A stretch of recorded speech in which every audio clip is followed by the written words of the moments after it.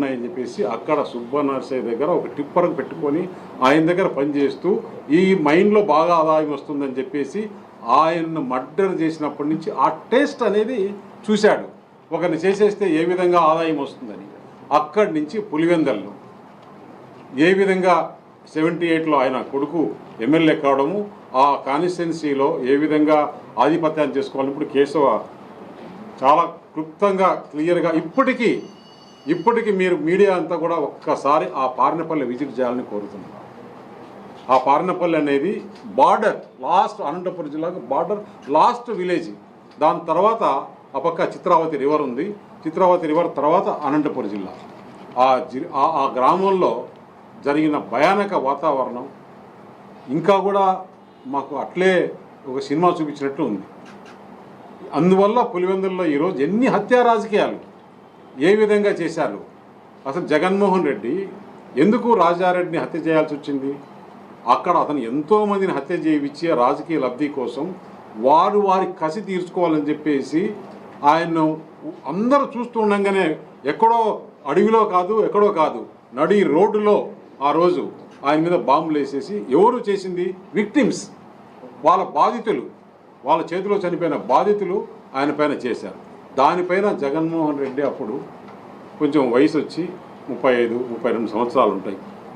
ఆ తాతను మా వాళ్ళు వీళ్ళు చేశారనే ఉద్దేశంతో ఈయన సూట్ కేసు బాంబు పెట్టి తయారు చేస్తే దాంట్లో దొరికిన వ్యక్తి కదా. ఆ రోజు అక్కడ ఇప్పుడు కడపలో ఏఎస్పీగా ఉన్నాడు ఒక ఎస్ఐ ఉన్నాడు ప్రకాష్ అని. ఆ ఎస్ఐని జగన్మోహన్ రెడ్డి కొట్టని పోయి అది కేసు ఉంది. రాజారెడ్డి పైన రౌడీ షీటర్ కేసు, దొమ్మి కేసులు, ఇన్ని కేసులు హిస్టరీ. అప్పుడు తెలుగుదేశము ఇవన్నీ గవర్నమెంట్ కాదు, అప్పుడు చంద్రబాబు నాయుడు ముఖ్యమంత్రి కాదు. మీ గవర్నమెంట్లోనే రాజారెడ్డి పైన రౌడీ షీటర్. అలాంటి చరిత్రని మన వివేకానంద రెడ్డి వరకు చూశాం. అసలు కుట్రలు కుతంత్రాలు అనేది కొత్తగా ఎవరికొరికో క్రిమినల్స్ కూడా రాని ఐడియాలు మీకు వచ్చి మీరు రాజకీయాలు చేసి రాజకీయ లబ్ధి పొంది ఈరోజు రాష్ట్రంలో నాకు ఒక గొడ్డలనే పేరు వచ్చింది, ఒక క్రిమినల్ అనే పేరు వచ్చింది. ఆ పేరు పోగొట్టుకోవాలని చేస్తే రాబోయే రోజుల్లో మంచి పనులు చేయాలి. ఇవన్నీ చేసిన వల్ల ఒక్కసారి అవకాశం ఇస్తే ఆంధ్రప్రదేశ్ ప్రజలు 5 సంవత్సరాలు ఎంత నరకయాతన పడి ఈరోజు మిమ్మల్ని 11 సీట్లకు తెచ్చేస్తే దాన్ని ఏ విధంగా నేను మంచి పేరు తెచ్చుకోవాలని ఆలోచన చేయకుండా ఇంకా కూడా ఇలాంటి రాజకీయాలు చేస్తే ఆంధ్రప్రదేశ్ ప్రజలు ఇప్పుడుండే సోషల్ మీడియా, ఇప్పుడుండే యువతకు ఇవన్నీ నచ్చవు. రాష్ట్రానికి మంచి చేయాలి, రాష్ట్రానికి ఎవరైతే మంచి చేస్తారు ఇప్పుడు ఎందుకంటే అతనికి ఏమైపోయింది, ఒక పక్క ప్రధానమంత్రి నరేంద్ర మోడీ గారు రాష్ట్రానికి మంచి సహకారం అందిస్తున్నారు, ఇంకొక పక్క అనుభవం ఉన్న ముఖ్యమంత్రి చంద్రబాబు నాయుడు గారు ఈ ఇండస్ట్రియల్ డెవలప్మెంట్ ఇవన్నీ తెస్తున్నారు, ఇంకా కొత్త పథకాలు కూడా తీసుకొస్తున్నారు. దానికి యువతగా తోడుగా పవన్ కళ్యాణ్ గారు ఉన్నారు. ఈ రాష్ట్రంలో ఏమి చేయాలి, మనకి ఈ విధంగా ఎట్లా మచ్చ పోగొట్టుకోవాలనే ఉద్దేశంతో తన సెల్ఫ్ గోల్ తానే వేసుకున్నాడు. ఈ రాష్ట్ర ప్రజలు ఒక్కసారి గత 5 సంవత్సరాలు చూసిన జగన్మోహన్ రెడ్డిని ఇప్పటికి కాదు ఎప్పటికి కూడా ఈ కూటమి ప్రభుత్వం ఉన్నంత వరకు నువ్వు మళ్ళీ కూడా ఆలోచన చేసుకోవాల్సిన అవసరం కూడా అనేది తెలియజేస్తుంది. సార్, ఇప్పుడు శ్రీగొండ ప్యాలెస్ గురించి కూడా మాట్లాడారు. యోగా డే కోసం 200 కోట్ల రూపాయలు పైన ఖర్చు పెట్టి వృధా చేశారు. ఈ 200 కోట్లు పెట్టి నేను కట్టినటువంటి ప్యాలెస్ ప్రపంచంలో ఎవరొచ్చినా కూడా ఇక్కడ ఉండొచ్చు, వచ్చి దాన్ని ఉండదని చెప్పి మాట్లాడుతున్నారు. ఇక్కడ టాపిక్ ఇవాళ నేరమయ రాజకీయాల గురించి. క్రిమినలైజేషన్ ఆఫ్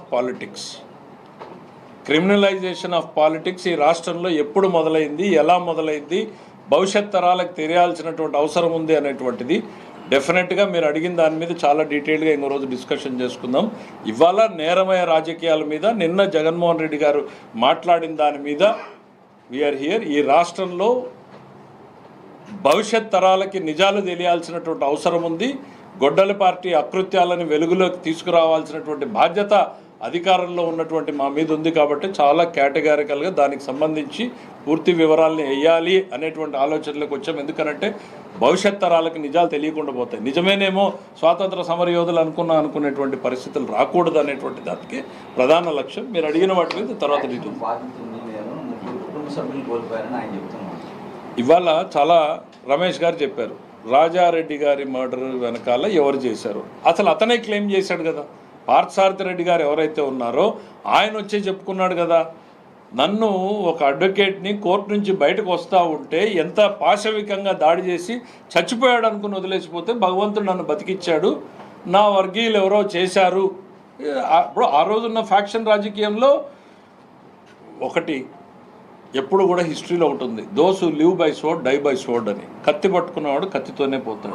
రాజారెడ్డి మర్డర్ అనేది ఎక్కడో రూమ్లోనో లేకపోతే ఇంకొకటి ఎక్కడో జరగల, అడవిలో జరగల, నడి రోడ్డులో ఒక మండల హెడ్ క్వార్టర్స్లో నడి రోడ్డులో పట్ట పగలు అందరూ చూస్తుండగానే ఆయన చంపేసింది. ఎవరనేది ప్రజలందరూ చూస్తున్నారు. ఆ రోజు జైలుకి వెళ్ళి సెంటెన్స్ అయింది కదా, వాళ్ళకి శిక్ష పడింది కదా, 11 మందికి యావజ్జీవక శిక్ష పడింది. ఆ రోజున తెలుగుదేశం పార్టీకి ఇంకోరికి ఏం సంబంధం, ఆయన క్లెయిమ్ ఓపెన్గా చెప్పారు ఏం జరిగింది అనేటువంటి. రాజశేఖర రెడ్డి గారి కళ్ళ ముందు చూసాం. అది ఎంత తక్కువ మాట్లాడితే అంత మంచిది మనకు అందరికీ కూడా. ఎవ్వరు విడుదల కాలేదు, పెరోల్ కూడా రాకుండా చూశాడు అనేది ఆయన నిన్న చేసినటువంటి. పెరోల్ ఇదే వాళ్ళకున్న రైట్, అది కూడా రాకుండా చేశారు అనేటువంటిది ఆయన నిన్న చేసినటువంటి ఆరోపణని మనం చూసాం. బాబాయ్ హత్య కేసుని మనం చూసాం. మీరు బాధితుడు కాదు, మీరు నిందితుడు. ఇది నేను చెప్తున్నది కాదు, మీ చెల్లెళ్ళు ఇద్దరూ చెప్పారు. మీ చెల్లెళ్ళు ఇద్దరూ చెప్పిన విషయం. నువ్వు బాధితుడా నిందితుడా కొంతసేపు మాకు తెలీదు, కుటుంబ వ్యవహారం అనుకుంటే కూడా తండ్రిని కోల్పోయినటువంటి సునీత, బాసటగా నిలిచినటువంటి మరో చెల్లెలు ఇద్దరూ చెప్పారు మీ గురించి. మీరెట్లా ఇవాళ బాధితుడు అవుతారు? మీ వల్ల సమాజం, మీ కుటుంబం వల్ల సమాజం బాధపడింది ఈరోజు. ఇప్పుడు అందుకే ప్రమాదకరం మీరు అని చెప్తా ఉండేది. ఆ సూట్ కేసు బాంబులో కూడా ఆ రోజు రెడ్ హ్యాండెడ్గా మంగళకృష్ణ దొరికాడు. మంగళకృష్ణ ఎవరు అసలు? ఇప్పుడు ఒకసారి మనం గుర్తుపెట్టుకుందాం, జగన్మోహన్ రెడ్డి వెంబడి ఉండే బ్యాచ్ని చూడండి, ఇప్పుడు ఈ కూటమి ప్రభుత్వంలో ఉండే మంత్రివర్గాన్ని చూడండి. అప్పుడు మంత్రివర్గం జగన్మోహన్ రెడ్డి బ్యాచ్ ఎవరెవరు? మంగళకృష్ణ, శంకర్ రెడ్డి, శివశంకర్ రెడ్డి. లేదంటే కనుక మనం ఒక్కసారి గుర్తు తెచ్చుకోండి, ఎటువంటి వాళ్ళు అప్పుడు మంత్రివర్గంలో ఉన్నారు, ఆ మంత్రివర్గంలో ఉండే అసెంబ్లీలో ఏ విధంగా మాట్లాడుతున్నారు, ఇప్పుడు మంత్రివర్గం ఏ విధంగా పనిచేస్తుంది, ఇప్పుడు మంత్రివర్గంలో ఉండే వ్యక్తులు ఎవరెవరో చూడండి ఎట్లా పనిచేస్తున్నారు.